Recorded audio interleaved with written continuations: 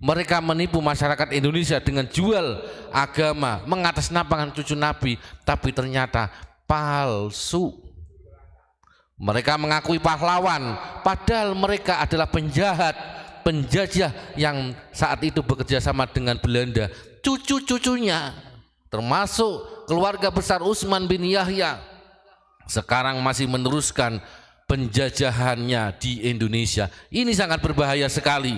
Dulu Utsman bin Yahya, gara-gara fatwanya Utsman bin Yahya, kiai-kiai Thariqah yang ada di Indonesia difitnah sesat.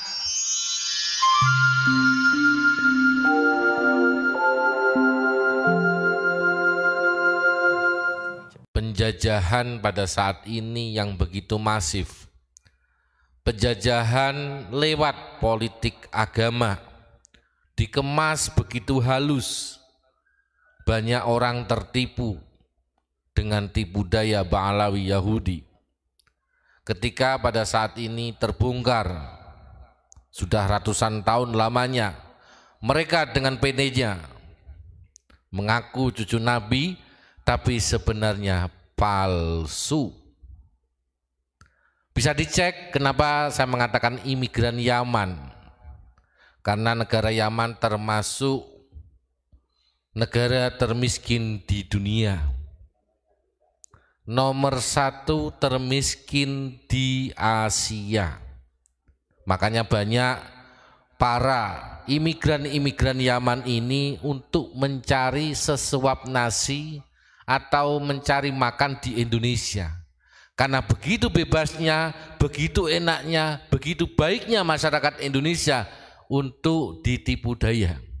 Tapi maaf, pada saat ini masyarakat Indonesia sudah mengetahui kepalsuan daripada Ba'alawi Yahudi ini, maka alhamdulillah berbondong-bondonglah rakyat Indonesia mulai Sabang sampai Merauke mulai sadar.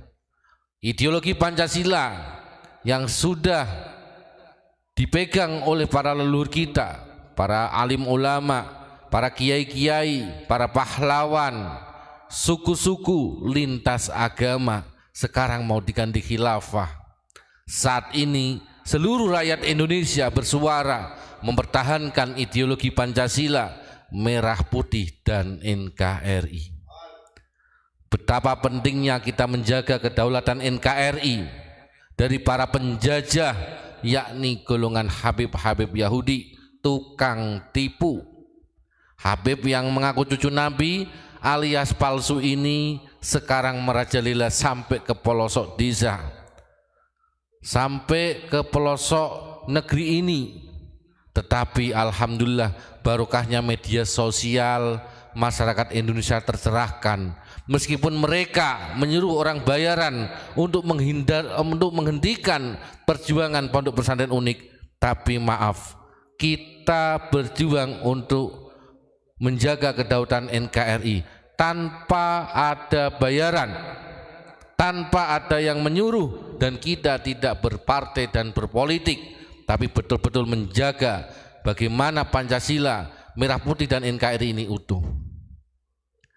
Habib-habib Yahudi ini sudah merendahkan Pancasila, merendahkan para wali-walinya Allah yang ada di Indonesia, merendahkan muassis NU, merubah sejarah yang ada di Nahdlatul Ulama, merubah sejarah Nusantara, merubah sejarah makam-makam yang ada di Indonesia ini.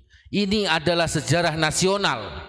Ketika saat ini sejarah diacak-acak oleh Habib Yahudi, berarti itulah musuh dalam selimut. Musuh yang ada di hadapan kita pada saat ini adalah Habib-Habib Yahudi. Mereka berkedok agama, menjual ayat agama termasuk hadis untuk menobatkan dirinya manusia yang paling suci, padahal dirinya lah yang paling rendah. Karena apa? Dia menghalalkan segala cara, merusak akidah yang sudah diajarkan di Indonesia, menyusup di NU untuk menghancurkan NU, menyusup di Thariqah untuk merusak, menghancurkan Thariqah yang dibawa oleh ulama Nusantara, menyusup pemerintah, ingin menggerogoti dan menghancurkan pemerintah Indonesia, selalu memprovokasi rakyat untuk melawan pemerintah, berarti semua kekisruhan masalah yang ada di Indonesia sumbernya yakni golongan Ba'alawi Yahudi ini. Adanya teroris yang disampaikan oleh Abuya Ma'ruf Al-Bantani, semuanya berasal dari golongan Ba'alawi. Mulai dari golongan FPI, betul sudah dilarang, organisasi terlarang di Indonesia ini, tapi ideologinya masih mengakar. Itu yang harus kita berantas pada saat ini, karena FPI ideologinya ini adalah cikal bakal untuk dijadikan teroris. Ini sangat berbahaya sekali. Dari golongan Habib Yahudi ini selalu yang dikibarkan adalah bendera HTI. Berarti mereka ingin merubah bendera merah putih menjadi bendera HTI. Ini sangat berbahaya sekali. Ini sudah bisa diprediksi dan dibaca oleh masyarakat Indonesia. Maka wajar pada saat ini masyarakat Indonesia dengan tegas dan menyatakan bahwasanya Habib Yahudi ini adalah palsu, dan diwajibkan untuk seluruh Habib Yahudi tes DNA, biar masyarakat Indonesia tahu bahwasanya selama ini ternyata Habib-Habib Yahudi ini sudah menipu rakyat Indonesia, bahkan seluruh dunia. Dia adalah benalu di masyarakat Indonesia, benalu di NU, jadi benalu di pemerintahan. Maka pada saat ini harus disikat habis, jangan kasih ruang, apalagi sampai ngundang di acara-acara pengajian termasuk solawatan. Kita sudah ditipu, mereka bisnis solawatan. Kanjeng Nabi tidak pernah mengajarkan jual solawat. Ini yang harus dipahami masyarakat Indonesia.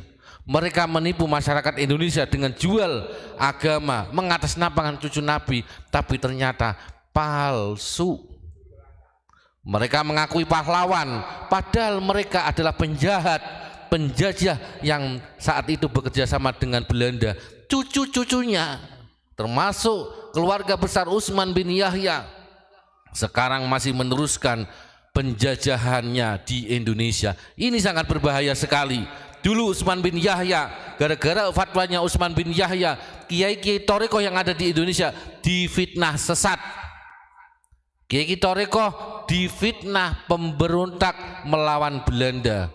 Padahal Belanda adalah penjajah, dilarang jihad melawan pemerintah Belanda. Berarti ini jelas bahwasanya Habib Yahudi dari dulu selalu merendahkan martabat Indonesia, selalu bagaimana kiai-kiai Thariqah tidak bisa muncul ke permukaan. Maka wajar kalau pada saat ini Abuya Ma'ruf Al-Bantani selalu diramaikan dengan cerita-cerita yang miring.